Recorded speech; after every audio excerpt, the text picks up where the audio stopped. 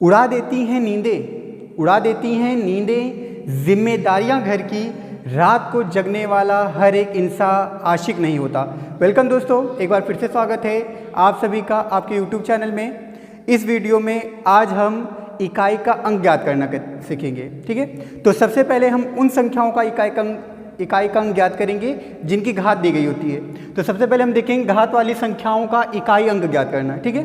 तो इसमें हमारा पहला पॉइंट ये है कि कुछ ऐसी संख्याएं होती हैं जिनकी अगर कोई भी घात दी गई हो उनका इकाई का अंक अपरिवर्तित रहता है। जैसे यदि किसी संख्या में इकाई का अंक 0, 1, 5 या 6 है तो किसी भी घात पर इकाई का अंक अपरिवर्तित रहता है, ठीक है। यानी अगर इकाई का अंक किसी भी संख्या में इकाई का अंक अगर 0 है, 1 है, 5 है, 6 है तो ऐसी संख्याओं की घात चाहे जितनी हो उनका इकाई का अंक क्या रहता है, अपरिवर्तित रहता है। जैसे उदाहरण के रूप में हम देख लेते हैं, मान लो दिया गया है हमें 125 और इसकी घात दे दे 198।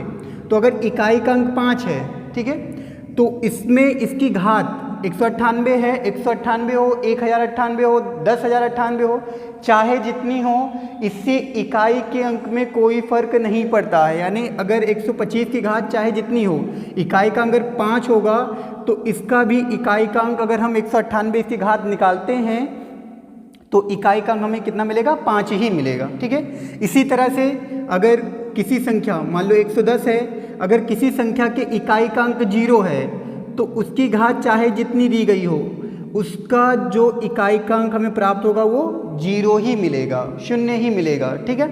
अगर इसी तरह से मान लो अगर कोई संख्या दी गई, जैसे 1331 हम ले लेते हैं, अगर और इसकी घात दिया गया है 225, तो अगर इकाई का अंक 1 है, अगर इकाई का अंक 1 है तो इसका अगर हमें इकाई का अंक ज्ञात करना होगा तो उसका इकाई अंक कितना आएगा, 1 आएगा, ठीक है। और अगर इसी तरह से 6 दिया गया हो किसी संख्या की घात, जैसे मान लो 26 की घात दिया गया है 1005, तो अगर इकाई का अंक 6 है तो इसको सॉल्व करने पर जो हमें इकाई का अंक मिलेगा वो 6 ही रहेगा।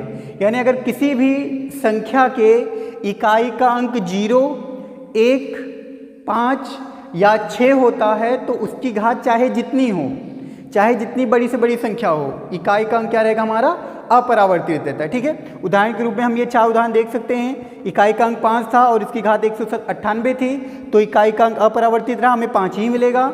अगर 0 है तो इकाई का अंक अपरिवर्तित रहेगा, 0 ही मिलेगा। अगर 1 होगा तो इकाई का अंक अपरिवर्तित रहेगा और हमें 1 ही मिलेगा, ठीक। इसी तरह से अगर 6 है तो इकाई का अंक अपरिवर्तित रहेगा और हमें लास्ट में 6 ही मिलेगा, ठीक है। ये हो गया किन संख्याओं के लिए, अगर इकाई का अंक लास्ट में 0 हो, 1 हो, 5 हो या 6 हो, ठीक है। अब इसके बाद हम देखेंगे वे संख्याएं जिनका इकाई का अंक 4 या 6 होता है, अब इसके बाद हम देखेंगे वे संख्याएं जिनका इकाई का अंक 4 या 9 होता है। अब दोस्तों अगर इकाई का अंक 4 या 9 हो, ठीक है, यदि किसी संख्या के इकाई का अंक 4 या 9 हो तो उसमें 2 कंडीशन होती है। पहली कंडीशन तो ये रहता है कि घात विषम होने पर, यानी अगर हम कोई संख्या लेते हैं, मान लो यहाँ पे ले रहे हैं 44 की घात 23, 44 की घात 23, अगर इकाई का अंक 4 है और उसकी जो घात है वो विषम है तो इकाई का अंक हमेशा हमारा क्या रहेगा, अपरिवर्तित रहेगा। यानी 4 है तो इकाई का अंक भी कितना आएगा, 4 आएगा। और इसी तरह से अगर 9 है तो हम 19 ले लेते हैं, 19 की घात 125, अगर घात विषम संख्या है, विषम संख्या आपको पता ही है, वे संख्याएं जो 2 से नहीं करती हैं वो विषम संख्या होती हैं। तो अगर घात विषम संख्या होगी और इकाई का अंक 9 है तो ऐसी कंडीशन में इकाई का अंक जो होता है वो अपरिवर्तित रहता है। यानी 19 की घात 125 हमारी विषम संख्या है तो इसकी जो इकाई का अंक होगा वो अपरिवर्तित रहेगा, इसलिए इसका इकाई अंक हो जाएगा 9। और 44 की घात इकाई का अंक 4 है, इसकी घात दी गई है 23, तो ऐसी कंडीशन में अगर 4 या 9 हो और उनकी घात विषम होगा तो इकाई का अंक हमारा क्या रहता है, अपरिवर्तित रहता है, ठीक है। तो इकाई का अंक 9 या 4 होने पर अगर विषम घात है तो इकाई का अंक हमें वही संख्या पुनः प्राप्त हो जाती है, ठीक है। इसके बाद अगर इन दोनों संख्याओं की घात सम संख्या हो, यानी अगर इकाई का अंक हमारा 4 हो या 9 हो और उसकी घात क्या होगी, सम संख्या होगी, तो हमें इकाई का अंक क्रमशः 4 के लिए 6 मिलेगा और 9 के लिए 1 मिलेगा। ठीक है, उदाहरण के रूप में हम यहाँ पे लिख लेते हैं 404 की घात 16। 16 क्या है, हमारी सम संख्या है, तो 16 हमारी सम संख्या है, इसलिए इकाई का जो अंक होगा वो क्या हो जाएगा, 6 हो जाएगा। ठीक है, इकाई का अंक क्या हो जाएगा, 6 हो जाएगा। इसी तरह से अगर मान लो हम एक और उदाहरण ले लेते हैं 14 की घात 28 है, या हम 14 की घात 30 कर लेते हैं, 14 की घात 30 है, तो क्योंकि 30 हमारी सम संख्या है तो इकाई का जो अंक होगा वो क्या होगा, अपरावर्तित रहेगा। सॉरी, अगर यहाँ पे उदाहरण लेते हैं हम 14 की घात 30 है तो इकाई का अंक हमारा 4 है और जो घात है वो क्या हमारी सम है, तो घात अगर सम होगा तो इकाई का जो अंक मिलेगा वो क्या हो जाएगा, 4 के लिए 6 होता है। इसी तरह ठीक, इसके बाद हम उदाहरण ले लेते हैं 19 और इसकी घात है 26। इकाई का अंक यहाँ पे 9 है और इसकी घात क्या है, सम यानी 26 है, तो 26 एक सम संख्या होती है, तो सम संख्या के लिए क्या होता है, इकाई का अंक 9 के लिए क्या आएगा, 1 आएगा। ठीक है, यानी क्या हो जाएगा, अगर घात हमारी विषम है और संख्या अगर इकाई का अंक 4 या 9 है तो विषम घात होने पर उनके इकाई का अंक क्या होता है, अपरावर्तित होता है। और अगर घात सम होगी तो इकाई का जो अंक होता है वो 4 के लिए 6 रहेगा और 9 के लिए 1 रहेगा। ठीक है, ये हो गया। अब इसके बाद हम देखेंगे ऐसी संख्याएं जो 0, 1, 5, 6, 4 या 9, इनके अलावा अन्य अगर कोई संख्या होगी तो इसका इकाई का अंक हम कैसे निकाल। तीसरा प्रकार क्या है, यदि किसी संख्या के इकाई का अंक, ठीक है, क्या होगा, यदि किसी संख्या के इकाई का अंक 2 हो, 3 हो, 7 हो, 8 हो, तो घात को हम सबसे पहले क्या करेंगे, 4 से भाग करेंगे। घात को हम 4 से भाग देंगे, भाग करने के बाद जो भी शेषफल बचेगा, शेषफल हमारा 1 बच सकता है, 2 बच सकता है, 3 बच सकता है, तो उन शेष फलों का हम उस इकाई के अंक को उतनी बार गुणा करेंगे। जैसे अगर 2 है, शेषफल 3 बच रहा है तो 2 का हम 3 बार गुणा कर लेंगे, 2 गुणे 2 गुणे हो जाएगा। अगर शेषफल 1 बच रहा है तो 2 एक ही बार रहेगा, 2 बचेगा तो 2 गुणे 2 हो जाएगा। इस तरह से हम उतनी बार उनका गुणा कर लेंगे और उसके बाद जो इकाई का अंक हमें अंत में प्राप्त होगा वो हमारा इकाई का अंक हो जाएगा। ठीक, उदाहरण के रूप में मान लो हमें संख्या दी गई है 122 और इसकी घात दिया गया है 41। 122 और इसकी घात कितना दिया गया है, 41। तो सबसे पहले हम इस 41 को, इसकी जो घात है, ठीक है, घात को हम क्या करेंगे, 4 से भाग देंगे। तो 4 से जब हम भाग देंगे तो शेष क्या बचेगा, शेष बचेगा हमारा 1, क्योंकि 4 एक कम 4 हो गया, और फिर 0 बार जाएगा तो शेष हमारा 1 बच जाएगा। तो शेष अगर 1 बचा है, हम क्या करेंगे, फिर इकाई का अंक हमारा कितना है, 2, और इसकी पावर 1 लिख लेंगे। तो 2 की पावर 1 हो गया और 2 की पावर 1 का जो मान होता है वो क्या होता है, 2 होता है। तो इसी तरह से अगर 2 है, घात चाहे जितनी हो उसको सबसे पहले 4 से भाग दे देना है। 4 से हम भाग दे देंगे, 41 में मान लो 4 से भाग दे दिए, शेष बचा 1, और फिर इकाई के अंक की पावर उतना लिख लेना है। तो 2 की पावर 1 हो गया, और 2 की पावर 1 यानी 2 की पावर 1 का मतलब होता है कि 2 का 1 से मल्टीप्लाई कर देना है। ठीक है, तो 2 का जब हम 1 से मल्टीप्लाई करेंगे तो कितना आ जाएगा हमारा, 2 आ जाएगा। इसी तरह से मान लो अगर इकाई का अंक 3 हो, जैसे हम यहाँ पे लिख ले रहे हैं 143 और इसकी पावर लिख लेते हैं हम 46। ठीक है, 143 की पावर कितना है, 46। तो सबसे पहले इसे हम 4 से भाग दे देंगे।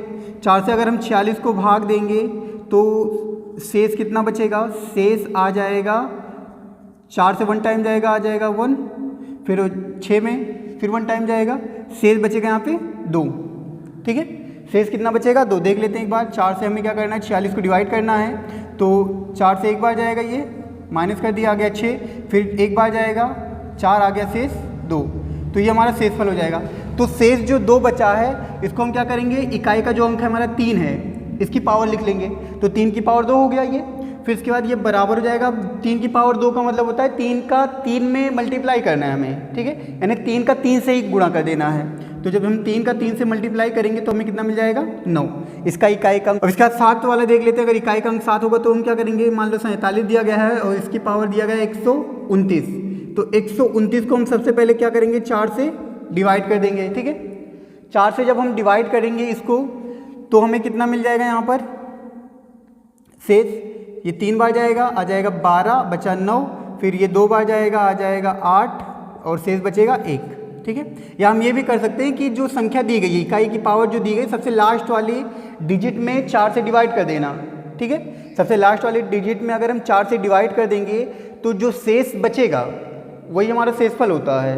पूरी संख्या को भाग देने की बजाय अगर हम सिर्फ लास्ट डिजिट में भाग दे दें, सिर्फ 9 में भाग दे दें, तो वही हमारा शेष हो जाएगा।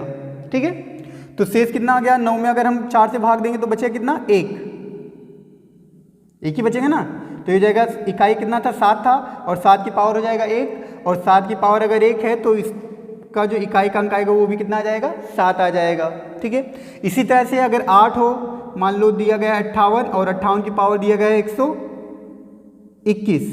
ठीक है, तो 121 को अगर हम 4 से डिवाइड करते हैं, 121 को अगर हम 4 से डिवाइड करते हैं तो हमें कितना मिल जाएगा, यहाँ पे 4 से डिवाइड करेंगे तो 3 चौ 12 आ गया, ये 12, फिर 1 में भाग जाएगा नहीं, यहाँ पे 0 लगा के 1 उतार लेंगे तो शेष हमारा कितना आ जाएगा, 1 आ जाएगा। ठीक है, तो जब शेष 1 बच रहा है तो ये हो जाएगा 8 की पावर 1, और इसका इकाई का अंक कितना हो जाएगा, 8 आ जाएगा। तो इस तरह से अगर किसी भी संख्या के इकाई का अंक 2 है, 3 है, 7 है, 8 है, तो उसको हम सबसे पहले 4 से भाग देंगे, और भाग देने के बाद जो भी शेषफल बचेगा उस इकाई के अंक को उतनी बार हमें गुणा कर लेना है, और फिर जो लास्ट में आंसर मिलेगा वो हमारा इकाई का अंक हो जाएगा। ठीक, एक बार फिर से देख लेते हैं हम शुरू से। सबसे पहले क्या किया गया, वे संख्याएं जिनके इकाई का अंक 0 हो, 1 हो, 5 हो या 6 हो, ऐसी संख्याओं की घात चाहे जितनी हो उनकी इकाई का अंक अपरिवर्तित रहता है। ठीक है, फिर इसके बाद हमने ये देखा कि अगर वे संख्याएं जिनके इकाई का अंक 4 हो या 9 हो, तो ऐसी संख्याओं के लिए अगर उनकी घात विषम है तो इकाई का अंक अपरिवर्तित रहता है, और अगर सम है तो इकाई का अंक क्रमशः 4 के लिए 6 रहेगा और 9 के लिए 1 रहेगा। ठीक है, फिर इसके बाद ऐसी संख्याएं जिनके इकाई का अंक 2 हो, 3 हो, 7 हो, 8 हो, तो घात को सबसे पहले हम 4 से भाग देते हैं। भाग देने के बाद जो भी शेषफल हमें प्राप्त होता है उसका हम उस संख्या को उतनी बार गुणा कर लेते हैं, और लास्ट में जो इकाई का अंक प्राप्त होगा वो हमारा आंसर होता है। ठीक है, अब इसके बाद हम देखेंगे कि संख्याएं अगर गुणा के रूप में दी गई हैं तो इनका इकाई का अंक कैसे ज्ञात किया जाता है। तो अब हम क्या देखेंगे, गुणा वाली संख्याओं का इकाई अंक ज्ञात करना, और गुणा वाली संख्याओं को देखना है कि इकाई का अंक हम कैसे ज्ञात करेंगे। ठीक है, तो सबसे पहले ये होता है कि यदि हमें कोई संख्या दी गई है, यानी दी गई संख्याओं में इकाई का एक अंक 5 होना चाहिए, और उसके बाद जो बाकी संख्याएं बची हैं उनमें से अगर किसी भी एक संख्या के इकाई का अंक 0, 2, 4, 6, 8 यानी अगर सम संख्या है तो ऐसी कंडीशन में गुणा करने पर इकाई का जो अंक हमें प्राप्त होगा वो सिर्फ क्या रहेगा, 0 रहेगा। ऐसी संख्या को गुणा करने की जरूरत ही नहीं, सीधी देखो 5 होना चाहिए, और उसके बाद इन 5 में से कोई भी एक संख्या मिल जाए, 0 मिल जाए, 2 मिल जाए, 4 मिल जाए, 6 मिल जाए, 8 मिल जाए, तो उसमें इकाई का अंक क्या हो जाएगा, हमारा 0 हो जाएगा। उदाहरण के रूप में हम लिख लेते हैं, जैसे मान लो 56 दिया गया है, फिर गुणा कर दिए 58, फिर गुणा कर दिए 57, फिर गुणा कर दिए 105, इस तरह दिया गया है। तो हमें कुछ नहीं करना है, सबसे पहले देखना है कि कहीं 5 दिया गया है कि नहीं। 5 अगर दिया गया होगा उसके बाद हमें कहीं भी एक सम संख्या ढूंढ लेनी है, यानी 0, 2, 4, 6, 8 ऐसे ढूंढ लेना है। अगर कहीं भी मिल गया तो डायरेक्ट उसकी इकाई का अंक क्या हो जाएगा, 0। हमारा ऑप्शन जो है 0 वो सही हो जाएगा। ठीक, तो यानी 5 के साथ क्या होना चाहिए, अगर 0 है तो 0 रहेगा, तो किसी भी संख्या में अगर 0 है तो उसका जो इकाई का अंक होता है वो 0 ही होता है। लेकिन अगर मान लो 0 के अलावा 2, 4, 6, 8 है और हमें इकाई का एक अंक 5 मिल रहा है, तो ऐसी कंडीशन में क्या होता है, उसकी इकाई का अंक क्या रहेगा, 0 ही रहता है। ठीक है, और अगर इकाई का अंक, ठीक है, तो सेकंड पॉइंट क्या है, यदि गुणा में किसी भी संख्या में इकाई का अंक अगर 0, किसी भी एक संख्या में अगर 0 मिल जाता है तो उसके फलस्वरूप जो हमें इकाई का अंक प्राप्त होगा वो 0 ही रहेगा। संख्या चाहे जितनी दी गई हो, चाहे 10 से हजारों संख्याओं को गुणा कर दिया जाए, अगर एक संख्या अगर 0 है, किसी भी एक संख्या की इकाई का अंक अगर 0 है तो वो क्या होता है, सारी की सारी संख्याओं को 0 कर देता है। तो इकाई का अंक ऐसी कंडीशन में क्या होगा, 0 हो जाएगा। जैसे मान लो दे दिया जाए 20 है और फिर इसमें गुणा कर दें हम 758 का, 785 का, फिर गुणा कर दो 58 का, फिर गुणा कर दो 79 का, कितना भी हो, 59 हो, अगर गुणा कर दोगे तो अगर एक 0 है तो सारी की सारी 0 एक ऐसी संख्या है जिसे हम किसी भी संख्या गुणा करें तो क्या हो जाता है, 0 हो जाता है। तो ऐसे में इकाई का अंक हमें क्या मिल जाएगा, 0 मिल जाएगा। के रूप में मान लो दिया गया है 27 गुणे 1285 गुणे 23 गुणे 101, ऐसी कंडीशन में दी गई संख्या। तो क्या करेंगे, एक एक करके हम गुणा करते आएंगे। तो जैसे मान लो 7 का गुणा हम करेंगे 5 में तो हमें मिल जाए कितना, 35। अब इसका जो इकाई का अंक है इसका गुणा हम 3 में करेंगे तो 3 गुणे 5 हो जाएगा कितना 15, और फिर इस 5 का गुणा हम 1 में करेंगे तो 5 एक कम हो जाता है 5, तो इकाई का जो अंक होगा वो हमारा कितना हो जाएगा 5 आ जाएगा। ठीक है, इस तरह से हम इनका गुणा कर सकते हैं। तो अगर हमें जो बताया गया है 5 के साथ कोई सम संख्या होगी तो इसमें इकाई का अंक 0 हो जाएगा। अगर कहीं 0 मिला है किसी भी एक संख्या में तभी इकाई का अंक 0 होता है, और अगर उनके अलावा अन्य कोई संख्या दी गई है गुणा में तो ऐसी संख्याओं हम क्या करेंगे, एक एक करके इकाई का अंक गुणा करते आएंगे और उसके बाद लास्ट में जो इकाई का अंक मिलेगा वो हमारा आंसर हो जाएगा। ठीक, तो इस तरह से इकाई के अंक ज्ञात किए जाते हैं घात वाली संख्याओं में और गुणा वाली संख्याओं में। तो बस यही इतना था आज के लिए। उम्मीद है आप सभी को ये वीडियो अच्छे समझ में आ गया होगा, इकाई का अंक ज्ञात करना अब आसान हो गया होगा। एग्जाम में बहुत बार पूछा जाता है, चाहे वो यूपीपी हो, एसएससी हो, इन सब एग्जामों में ये सब अधिकतर पूछा जाता है। तो आप इस सब को देख लीजिए, और अगर आपके पास कोई टेक्स्ट बुक है, प्रैक्टिस सेट हो, तो उसमें आप सॉल्व कीजिए इकाई के अंक को ज्ञात करना। ठीक, फिर मिलते हैं अगले वीडियो में नए चैप्टर के साथ। तब तक के लिए जय हिंद दोस्तों।